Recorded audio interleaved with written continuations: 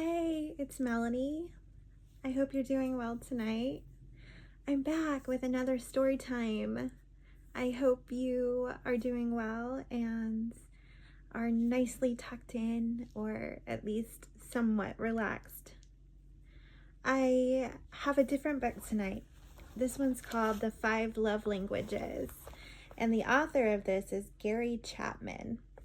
So it's the 5 love languages that is the secret to love that lasts. So tonight we're talking about love. I'm going to read you what I was led to read about tonight.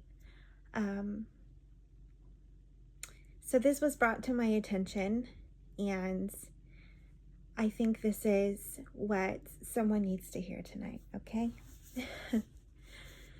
So just FYI that this is for 18 plus, okay? So if you're not 18 years old, please go ahead and swipe on, okay? All right. So this is a little story I found and was brought to you, okay? So it's kind of in the middle of, let's see what chapter this is. Okay, chapter 9, discovering your primary love language, okay? So let me read about this. Discovering the primary love language of your spouse is essential if you are to keep their emotional love tank full. But first, let's make sure you know your own love language. Having heard the 5 emotional love languages, words of affirmation, quality time, receiving gifts, acts of service, and physical touch. Some individuals will know instantaneously their own primary love language and that of their spouse. For others, it will not be that easy. Some are like Marcus, who after hearing the 5 emotional love languages said to me, "I don't know. It seems that 2 of those are just about equal for me." "Which 2?" I inquired. "Physical touch and words of affirmation," he responded. "By physical touch, what do you mean?" "Well, mainly sex," Marcus replied. I probed a little further, asking, "Do you enjoy your wife running her hands through your hair? Or giving you a back rub? Or holding hands or kissing and hugging you at times when you are not having sexual intercourse?" "Those things are fine," said Marcus. "I'm not going to turn them down, but the main thing is sexual intercourse. That's when I know that she really loves me." Leaving the subject of physical touch for a moment, I turned to affirming words and asked, "When you say that words of affirmation are also important, what kinds of statements do you find most helpful?" "Almost anything if it's positive," Marcus replied. "When she tells me how good I look, how smart I am, what a hard worker I am, when she expresses appreciation for the things I do around the house, when she makes positive comments about my taking time with children, when she tells me she loves me, all of those things really mean a lot to me." "Did you receive those kinds of comments from your parents when you were growing up?" "Not very often," he said. "Most of what I got from my parents are critical or demanding words. I guess that's why I appreciated Alicia so much in the first place, because she gave me words of affirmation." Let me ask you this. If Alicia were meeting your sexual needs, that is, if you were having quality sexual intercourse as often as you desire, but she was giving you negative words, making critical remarks, sometimes putting you down in front of others, do you think you would feel loved by her? "I don't think so," he replied. "I think I would feel betrayed and deeply hurt. I think I would be depressed." "Marcus," I said, "I think we have just discovered that your primary love language is words of affirmation." Sexual intercourse is extremely important to you and to your sense of intimacy with Alicia, but her words of affirmation are more important to you emotionally.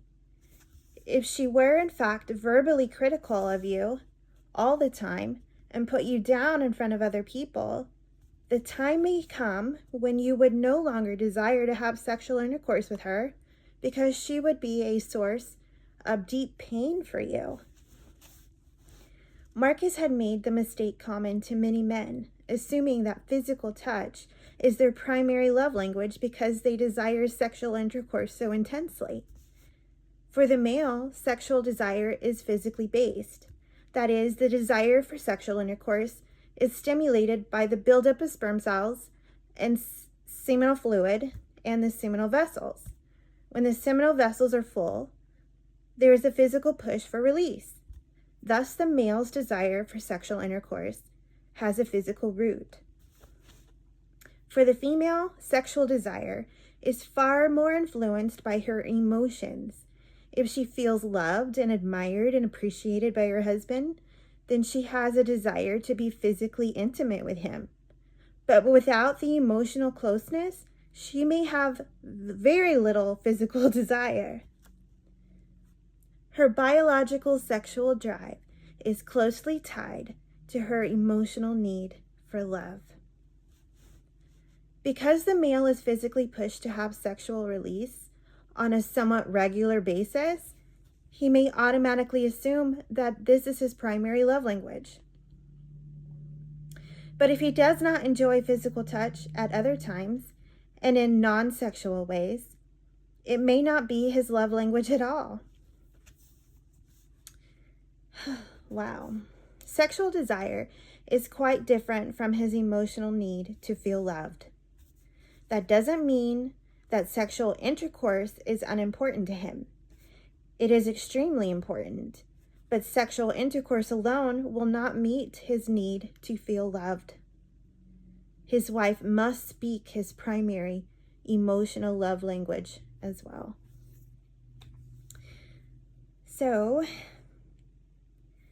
I think the reason this found us tonight was because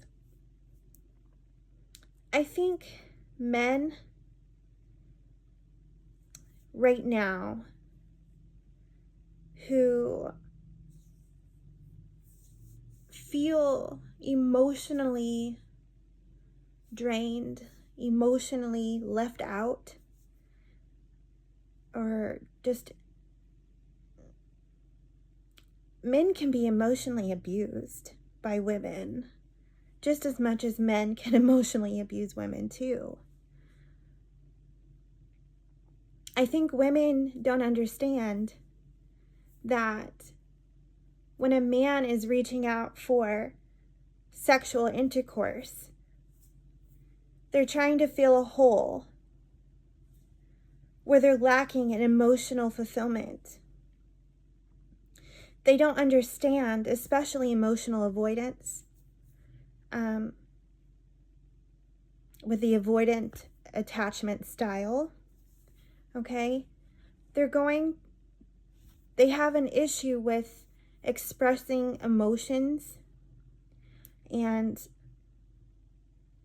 making an emotional connection because of childhood repression of emotions. So when you're a child and you're not able to express yourself completely and fully with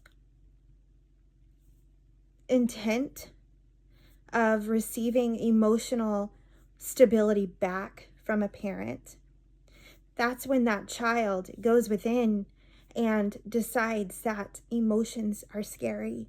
Emotions are equal pain. Emotions equal lack, okay? So that's how an emotional avoidant man is made, okay? So then, as an emotional avoidant man, physical touch is the best thing they can get to as a fulfilling part of their desire to be held, to be loved, to be nurtured, okay? And I think it's a prominent issue that men are experiencing right now. I'm seeing it more and more and more. I've dealt with it personally myself. It's not just men who are emotional avoidance. Women can very much be emotionally avoidant. It goes both ways. It really does. But as a woman, we're not chemically or biologically designed to suppress emotion unless there's an underlying problem. You're not going to find a woman that wants to have sexual intercourse without emotional connection. And if you do, like I said, there's an underlying issue. She's an unhealed woman and needs to heal that part of her. And we'll save that for another story time. I do hope this found you, and I hope you have a great night. Whoever it did find, if it spoke to you, just know that you're not alone, that this is an issue, and what you can do is start researching how you can move past this hang up, right? And know that your love language doesn't have to be jumping from woman to woman to woman to woman, or man to man to man to man, okay? That's not a love language, okay? There's so many other ways you can be loved, okay? I hope this helps. Love and light.